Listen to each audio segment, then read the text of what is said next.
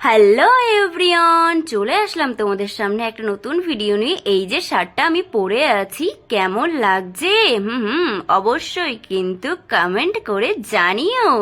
তো এই শার্টটা কিন্তু খুবই কমফোর্টেবল, আর এই গরমের জন্য তো কোনো কথাই হবে না। দারুণ দারুণ একটা কালেকশন।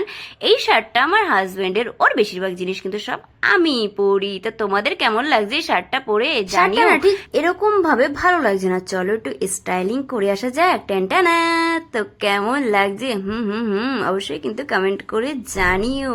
এরকম ভাবে স্টাইলিং করে কিন্তু দারুণই লাগছে। তো এই শার্টটা যদি তোমাদের পছন্দ হয়ে থাকে অবশ্যই কিন্তু কমেন্ট করে জানিও। এই গরমের জন্য কিন্তু দারুণ একটা কমফোর্টেবল এই ড্রেসটা।